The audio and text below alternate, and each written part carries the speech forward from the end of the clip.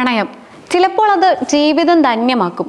എന്നാൽ മറ്റു ചിലപ്പോൾ അതൊരു വലിയ കെണിയായും മാറാം. ഗുജറാത്തിലെ രാജ്ഘട്ടിൽ നിന്ന് കേൾക്കുന്ന ഈ വാർത്ത ഒരുപക്ഷെ സിനിമകളെ പോലും തോൽപ്പിക്കുന്ന ഒന്നാണ്.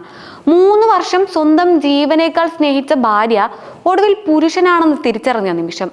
ആ ചതിയുടെ ആഘാതത്തിൽ ഒരു യുവാവ് കൊലപാതകിയായി മാറിയ ദാരുണമായ കഥയാണിത്.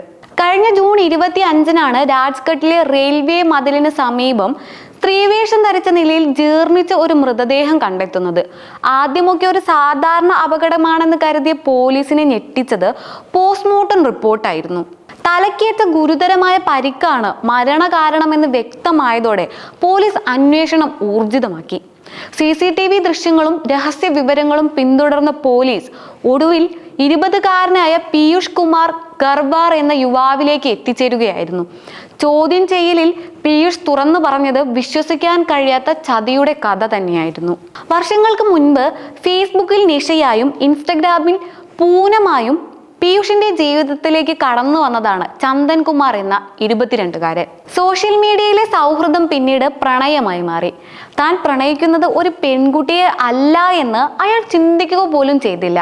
ആ സ്നേഹം എത്രത്തോളം ദൃഢമായിരുന്നെന്നാൽ പീയൂഷ് വിവാഹ ചടങ്ങുകൾ നടത്തി നിഷയുടെ നെറ്റിയിൽ സിന്ദൂരം അണിയിച്ച് സ്വന്തം ഭാര്യയായി സ്വീകരിച്ചു. ശേഷം ഒരുമിച്ച് താമസവും തുടങ്ങി. സന്തോഷത്തിന്റെയും സങ്കടത്തിന്റെയും സ്നേഹത്തിന്റെയും സമാധാനത്തിന്റെയും ദീർഘമായ 3 വർഷങ്ങളാണ് അവർ ഒരുമിച്ച് ജീവിച്ചത്.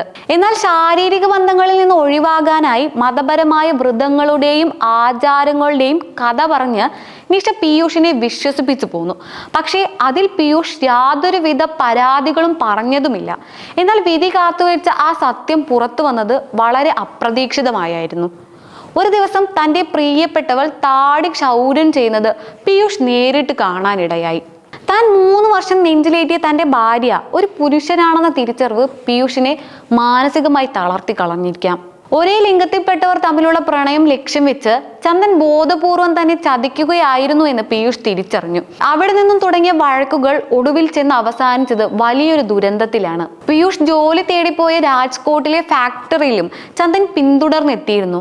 ജൂൺ 21-ന് ജോലി സ്ഥലത്ത് വെച്ച് ഇരുവരും തമ്മിൽ വീണ്ടും രൂക്ഷമായ തർക്കങ്ങൾ ഉണ്ടായി. ഒടുവിൽ ആ ചതിയുടെയും ദേഷ്യത്തിന്റെയും ആഘാതത്തിൽ പീയൂഷ് ചന്ദനെ റെയിൽവേ ട്രാക്കിന് സമീപത്തെ ആളൊഴിഞ്ഞ സ്ഥലത്തേക്ക് കൂട്ടിക്കൊണ്ടുപോവുകയും കല്ലുകൊണ്ട് തലക്കടിച്ച് കൊലപ്പെടുത്തുകയുമായിരുന്നു. കൊലപാതകത്തിന് ശേഷം ഒന്നും അറിയാത്തതുപോലെ ജോലിക്ക് പോയ പീയൂഷ് ഇപ്പോൾ അഴിക്കുള്ളിലാണ്. വിശ്വാസത്തിന് മേൽ കെട്ടിപ്പടുക്കുന്നതാണ് ഏതൊരു ബന്ധവും. എന്നാൽ ആ വിശ്വാസം ഒരു വഞ്ചനയുടെ മുഖം മൂടിയാണെന്ന് അറിയുമ്പോൾ തകർന്നു പോകുന്ന ചില ജീവിതങ്ങളുണ്ട്. ഇവിടെ ചതിച്ചവനും ചതിക്കപ്പെട്ടവനും ഒടുവിൽ ഇല്ലാതായിരിക്കുന്നു.